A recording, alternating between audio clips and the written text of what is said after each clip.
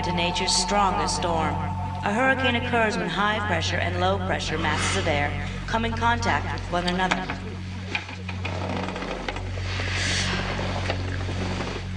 There is often a significant difference in temperature between the two masses. One mass is warm, while the other is cold. The warmer air rises and the cooler air falls. Likewise, the low pressure area slides down the sides of the high pressure area. They swirl in and around one another, creating the beginnings of the storm.